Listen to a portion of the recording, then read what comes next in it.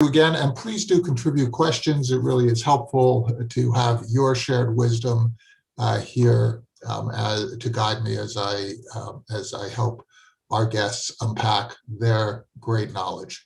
So let's start, and thank you so much. Welcome to the Nonprofit Report, your weekly update on nonprofit organizations, issues, and leaders. I'm your host, Mark Oppenheim, and today we'll talk about libraries with special guests, Tracie Hall, Executive Director of the American Library Association, David Leonard, President of the Boston Public Library, and Bridget Quinn, President and CEO of the Hartford Public Library. It's great to have you all, and a reminder to Zoom attendees that we will take several snap polls during the show, and we'll announce results and questions submitted through the Q&A function at the bottom of your screen will be included in our discussion. So it's great to have you all here, and thank you so much for coming and sharing the world of libraries with us. So just to sort of set you up, Tracie, I'm going to go to you. Libraries have such a fundamental role in American civil society. They're gateways to knowledge and culture, provide us all with equal access to information and services. And they used to be more book warehouses. They've evolved considerably. So let's talk about how you have seen in your arc, in your lifetime, libraries evolve, Tracie, and how libraries are basically confronting the COVID situation and changes in American civil society. Yes, first of all, thank you so much for having me. I'm so excited to be here and to join in this conversation and to also be in conversation with Bridget and David. I would say that at the time I became a librarian, at the time I started to work in libraries, which was in the early 90s, libraries were moving away from that sort of book warehouse type of approach and moving away from circulation being the main indicator of use or impact, and moving towards, I think, a more immersive approach to things such as educational programming and adult and early education. So I started my career at the Seattle Public Library, and at that time, Seattle was actually moving from being really widely known because of the fishing industry, et cetera, the aerospace industry, as being known for fishing and those types of things, and moving from more blue collar work to more white collar work because of the rise of Amazon and Adobe and of course Microsoft and many others.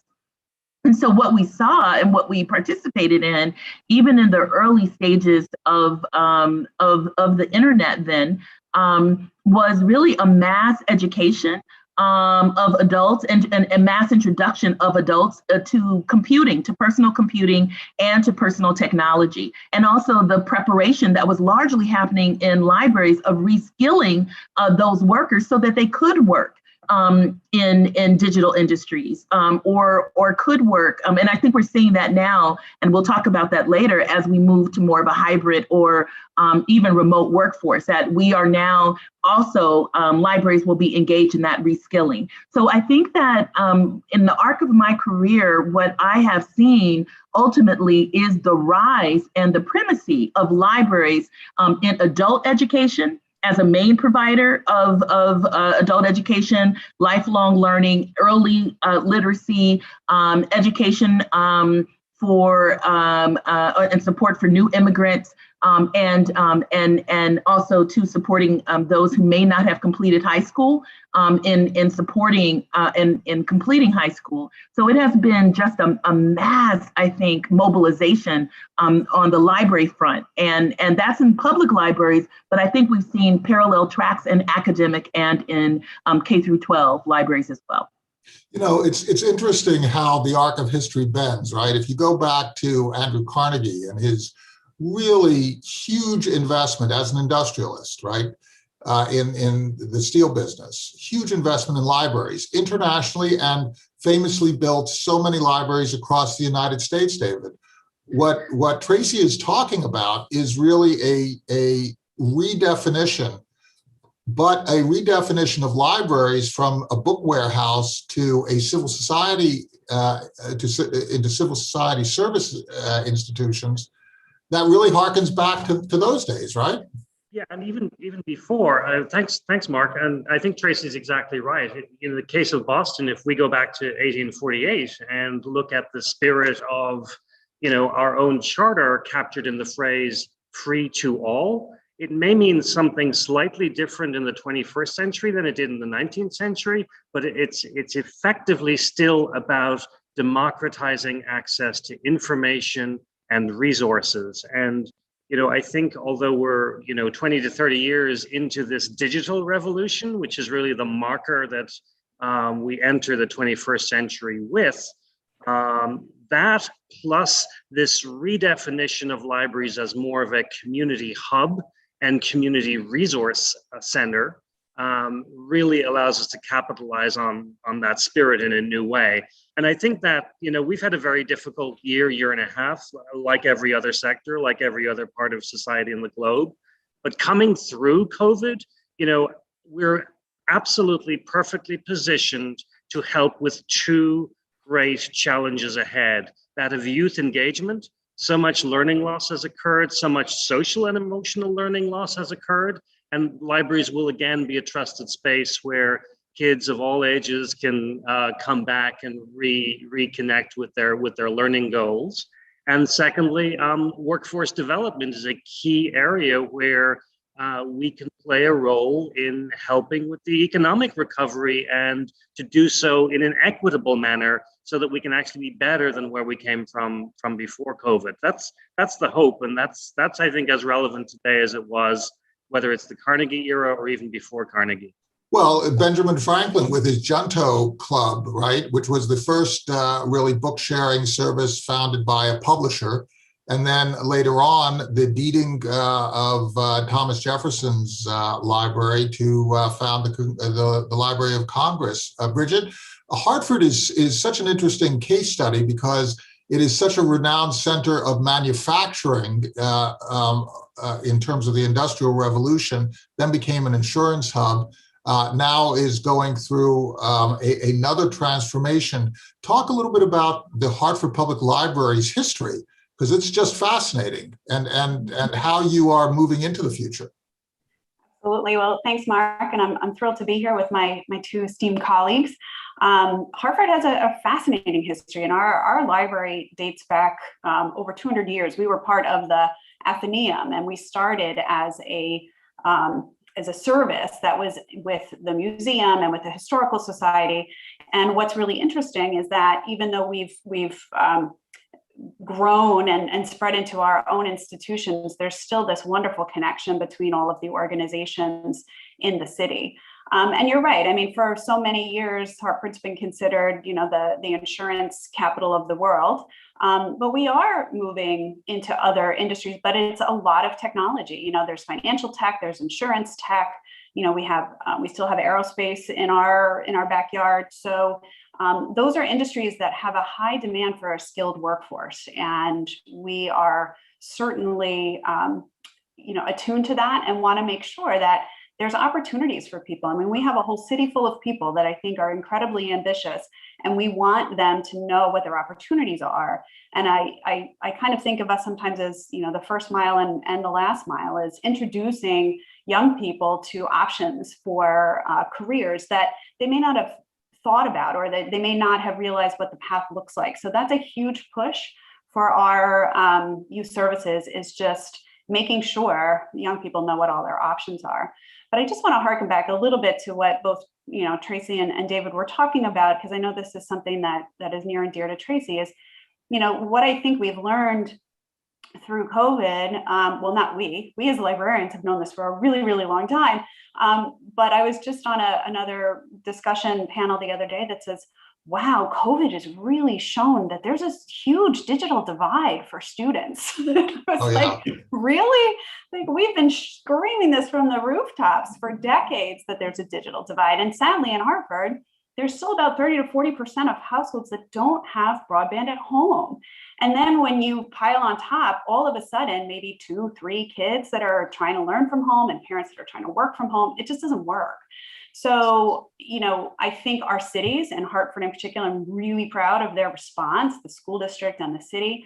But it ends up, just highlighting the challenge there. And the libraries, again, have shown their value as kind of this public help desk.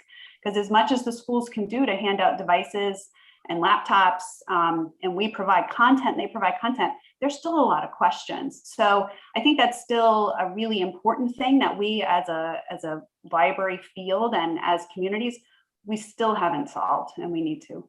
Yeah, I think I'm sorry, go ahead, David. I just think that COVID has proven how vital libraries are. Throughout the country, different places were able to stay open or go into lockdown or move back and forth at different paces, depending on, local challenges. But in our case, we saw more people sign up for library cards than ever in a typical year during this time. We lent more books than we had. Like we were talking about, we're no longer the place of warehouse of books anymore. We still lent more books in the last 12 months than we have done in any year previously, although the majority of those were, for obvious reasons, now digital or online, which brings me back to Bridget's point about the digital divide and ensuring that we force our society to help close this gap, because it's not going to be free to all. It's not going to be truly all unless we can close that gap. Yeah. Tracie, could you comment a little bit about this on a national basis? This is so amazing, right? The 30 to 40% gap in digital access is so important, because what that does is it marginalizes 30 to 40% of our workforce. It marginalizes 30, 40% of our kids. How can we be America if 30 to 40% we can't engage 30 to 40% of our people? Especially if engagement, is really one of the key tenets of democracy, right? So we know that this is a run, don't walk issue. At the American Library Association, which worked so hard in the 90s, right, with many partners to fight for ubiquitous internet access, to fight for low E-rates, to fight for affordability when it comes to the internet. That same American Library Association now in 2021, during the period, of pandemic, where 3 of our most essential quality of life indicators, access to education, access to employment, and access to public health, have all been largely, the access has been moved to digital platforms. Right. So in that same period, the American Library Association's council has declared that access to broadband must be a human right, and we must begin to fight for a free fee internet. And so I think that right now what we're seeing, and I think there was a Deutsche Bank study that in September of last year that said that specifically within the Black and Latino communities in the United States, especially the workforce, because a lot of workers in those communities are not in jobs where they are trained and have that kind of digital access, that if we don't course correct, that by 2045, we could be headed for an unemployment abyss. And I'm using those are the exact words from that study. It was so alarming to me that I actually contacted the lead economist, Abdul Walia, to talk about that.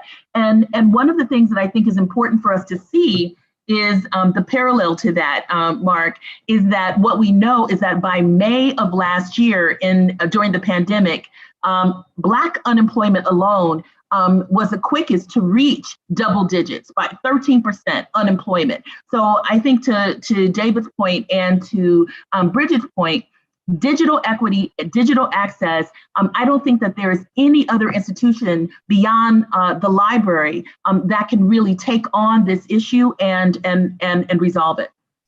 I don't know if my colleagues will go with me on this point, but there's a lot of national debate right now around redefining what infrastructure traditionally has meant. Yes. And why don't we just take that one small step forward and see libraries as part of our civic infrastructure? Absolutely. To borrow a phrase from Eric Klinenberg. I'm with you. Let's talk about that. I was just going to raise, David, thank you so much about raising the infrastructure question. So let's really grapple with this. So infrastructure has basically been defined as things like, traditionally, things like roads, right? Airports, travel, transportation, and so on and so forth. I think the real question comes down to what is infrastructure? And then you define the thing that fits into that category. I think that the question about infrastructure is really what it is, what a road is, but also what internet is. It allows the economy to function, right? So the question is, if we didn't have the internet, can the economy function? And so by placing the internet out of reach of 30 to 40% of our people, we're saying that the economy cannot function for 30 to 40% of Americans. That would make it infrastructure, doesn't it, Bridget? Absolutely. I mean, I can't imagine a world right now that would function at all without the internet, because so much has been, especially in the last year, has been placed on there. I mean, think about the most recent census. The census was conducted online. So it's not just the economic infrastructure, which is critical, but it's our civic institutions. It's our very basic kind of government functions are now online. And for many years, because there were sometimes other ways around it, just having the public library with public access to computers was enough to squeak by. But it's so clear that that's not right now, right? The kind of stopgap measure where we leave the Wi-Fi on so people can sit outside our buildings at night, I think that is wearing really thin for families who don't want to have to bring their kids down to sit outside a closed library in order to do their homework. So it is critical. And it's not just that families either can't afford or don't want to, or, don't know how. Those are definitely issues that we have to address. But some of it, as you say, is actually infrastructure. There are parts of our city, we're in Hartford, Connecticut, and New England, a very, overall wealthy state. And there are places in our city that don't have fiber runs. They don't have the actual pipelines that enable companies to offer internet service. And that right now, this day and age, should not be. Are we talking about the equivalent of building roads in rural areas or rural electrification? Are we talking the modern day equivalent of binding the nation together, right? Through in the pre-industrial age, it was through canals, right? Is that really what we're talking about, Tracie? In that if we're going to be one country, there needs to be that communication ability in order just to allow the economy to function and compete in this modern, international, globalized world. Mark, absolutely. And I cannot stress enough what Bridget just said. I think, frankly, what we are talking about when we talk about information and digital access, we are talking about one of the key civil rights issues of our time. It is that important. When we think about who's being left out, and especially knowing that who's being left out is something that is very racialized and also classed, right? And also, too, when we talk about geographic isolation as well, when we talk about rural communities as well, the American Library Association has been doing a lot of work in tribal communities, which, as Bridget has said, where the digital infrastructure, the investment just hasn't been there. We also have been doing some work in rural communities like Kentucky. And one of the areas where we were really focused on supporting both the library and also individual household hotspot access, actually giving libraries grants to disseminate hotspots to households. In one community in Kentucky, 100% of school access was online, but only 7.8%, less than 8% of the households had household internet access. So what we're talking about here, I think, is actually what we do in this moment and over these next 3 to 5 years is going to determine, I think, the course that education and employment are going to take in the next 20 to 40 years. And just as the United Nations also said that that we need to be working for ubiquitous access to the internet by 2030, with a few years to go, we know that we are going to have to radically course correct, but also to center the notion of digital access as fundamental to what we mean by infrastructure. It has to be considered as foundational as transportation. Yeah, and can I just one follow-up point to that is, I mean, this is essential for education, essential for employment, but it's also for economic development, to David's point, that how important that is going forward, because the catch-22 here in this, in our community and I'm sure others, is that if the infrastructure isn't there, then what small business or even large businesses want to go there, right? And then, but the telecom companies say, well, there's not enough demand for us to put in the infrastructure because it's super, super expensive. So there's no solution. This has been going back and forth for a couple decades now. It's like, well, so you really are hampering that ability to change communities, to actually have investment in areas where businesses want to invest, but they just can't because they couldn't do business in that area if there is no connectivity. So it's critical for all of us to make sure. So it's not just that community that benefits, it's the entire city, it's the entire region. The promise Mark, let me just, one of the things I just wanted to say, David, very quickly, is that I think we are making inroads. I think the library community and the American Library Association were able to make the case in the American Rescue Plan Act that was just signed by President Biden a few months ago now, feels like a few weeks ago. So I think actually our country is beginning to understand that not only is digital access important, but that libraries as the main provider of digital access to the public are a critical component of that infrastructure. Sorry about that, David. No, I just wanted to add that the promise of the information revolution was on ensuring a more equitable platform and equal access for everybody.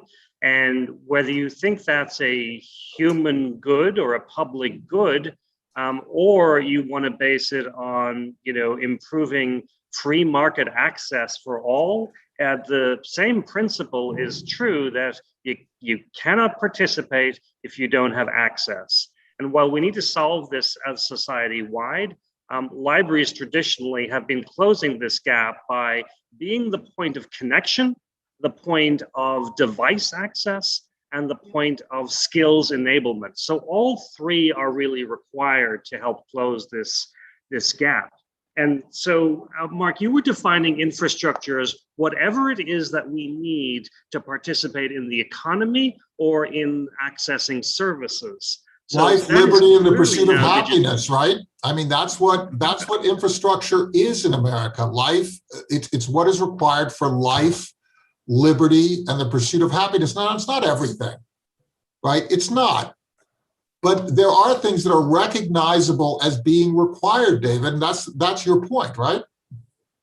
Yeah, exactly. That this is about equal access and the type of society we've wanted to build, and then people have the basic skills, and then they can pursue their dreams and support their families and better themselves the way they choose as individuals. But there's a baseline that you have to start from. And that's really what I think we're looking for in seeing this broader definition of infrastructure really better understood, but also the role of libraries in making that a reality. One of our attendees just wrote a note. I'm just going to read it. It's so critical. The branch managers are a very rural library, and there are huge gaps in internet access. And this is something, by the way, we see throughout the country as we travel around. We got a grant to lend hotspots, but the program failed because the cell phone service is so spotty, right? So this heroic attempts by local, disconnected, under-resourced libraries, schools, municipalities. There really needs to be a national response. If we're going to have 30% of our folks come online and be able to participate in the economy, you kind of have to do this as a national initiative. The other thing that I thought was really interesting, Tracie, about some of your points is that there's an intersection here between what Isabel Wilkerson wrote in this brilliant book, Cast, Go to Your Public Library, see if you can check it out. And the whole idea of transgenerational injustice based in race, ability, disability, and other isms, right? Sexism and discrimination against members of the LGBTQ plus community. This intersectionality is really important because caste, wealth, often defined by wealth, within different categories also determines access. So if you're going to actually address these issues, you have to get to a point where fundamentals transcend. So anybody, regardless of wealth, can use a road, right, to get to their work. So if the road is the internet to get to your work, you need access to it. If the road to get to knowledge is the internet, that just sort of, it makes the argument right there, doesn't it? So let's talk about the future here, because we've been obsessing a little bit about the internet and infrastructure and digital and so on and so forth. Bridget, could you talk about the various other services that you provide to your community members in Hartford? And then let's go around the table. David, maybe you can weigh in about what's going on in Boston, and Tracie, if you see gaps in what we cover from a national perspective, please contribute. But Bridget, what other services do you provide other than access to books and access to the internet? Talk about what Hartford Public Library does for Hartford citizens. Oh, thank you. So we do, continue to offer all of those traditional library services that people have come to know and love in our local communities. But I think one of the things that makes Hartford unique is that we do have a significant immigrant and refugee population. So for the last 20 years, we have had a service that we call fondly the American Place. And that is designed to assist people as they are seeking their path to citizenship. So it's those people that are eligible to pursue naturalization, and we help them through the process. We actually get funding from USCIS to hire attorneys, immigration attorneys, to counsel people. We were the first library in the country to be accredited by the Bureau of Immigration Affairs to offer this service, and now there is at least 2 other ones in the country that do it as well. So I think that's a really unique service. And now that umbrella of the American Place has come to also include our adult education services. So what we've seen over the last few years is, again, this kind of last mile, first mile concept is that, introducing people to options that will help them move forward wherever they want to go. So for many people, while they're pursuing their GED with us or with another institution, they also want to learn a skill or get a certification. So for example, in Connecticut, you need something called ServSafe in order to be a restaurant worker. It's an entry-level job, but it gets people into a workplace to get that work experience. So we offer those for free. We offer guard car training for very low cost or free for folks. So that part of our training piece has become really essential. A lot of English language learning. And one of our more unique ones that we've done over the last few years through support from the Institute of Museum and Library Services is a program for late arrival teens or students that come to the United States with very low English language skills, and they come in right in the middle of high school. So the non-complete rate for those students was incredibly high in our school district. So we wanted to make sure that we could help those students be successful in their English language learning. So we partnered with the Hartford Public Schools to do that, and also offer them a way to connect with their community and connect with each other. And I'm so proud to say that every time that we've offered this, we've had at least one of those students complete their studies as one of the top 3 students in their schools. So it's been an incredible success. And we're really proud of that. The only other thing I'd like to mention is like kind of a shout out as unique service at Hartford is our Hartford History Center, because as you note, Mark, we are such an old institution. We have records that date back to the 1600s in our archives, and we see a lot of researchers that come here, and we have an incredible collection, and we just launched our digital library lab. And I want to thank David and his crew for helping us by giving us access to your amazing digitization lab, which we have modeled ours after. So shout out to you. You know, we just completed a number of polls. It's interesting. 86% of respondents emphasized both internet access and programming that you're talking about, Bridget. And then 25% of the individuals responding to our second poll said that we need more of both, right? So, so the emphasis that you've all placed on this seems to be tracked by our attendees. David, please comment on your programs. Then we're going to wind up with Tracie. We're coming to the end of our time. But what's going on in Boston? Well, I think Bridget's done a really great job of articulating the range of services that you probably will find versions of at most rural and public libraries in rural and urban and suburban settings throughout the country. I would just add that as we come out of, hopefully out of this COVID era, what we're expecting to do and find is a new appreciation of simply being in physical space with each other, because that is one thing that the library offers for free, unlike most other institutions in society. And so it may be limited at first, and it may be a staggered return to normality, but I think the ability to be in these physical civic spaces is so important. And then that gives you the opportunity to interact with programs and services and other opportunities. That the digital is great and it's necessary, but it doesn't cover every aspect of our lives. And so we look forward to really returning to more in-person service in the weeks and months ahead. We're social animals, aren't we, Tracie?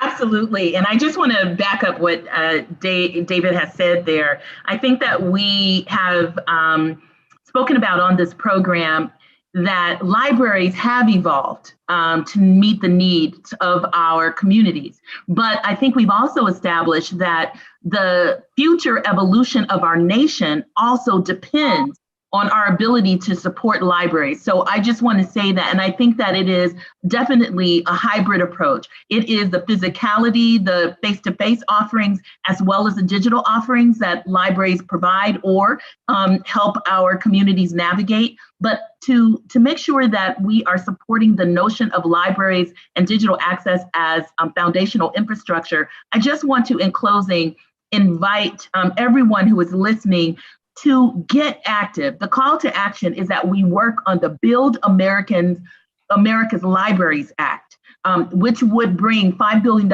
in support to libraries. You can go to the American Library Association, ALA.org website to find more about it. And I want to close on that note. And thank you so much, Mark, for the opportunity to have this conversation. Well, thanks. Thank you, Tracie. You know, libraries are the extension of our schools. They're extensions of our cultural life. They're the extensions of our workforce life and our constant education required in this knowledge economy. They're an extension of our social life. You are my superheroes. Thank you so much for your work in ensuring that we have a more level playing field to create the America of the future. Thank you, attendees, for sharing. Thank you, those who have shared questions. They're always a big help. On Tuesday, we're going to continue this discussion with a talk on education for Latino youth and the college track. And this is all part and parcel of this whole idea of engaging America in our future. And hopefully, everybody will be able to attend and stay safe. Wear your masks. Wear your masks if you can, get vaccinated if you can, and have a great day. That's the Nonprofit Report. Thank you.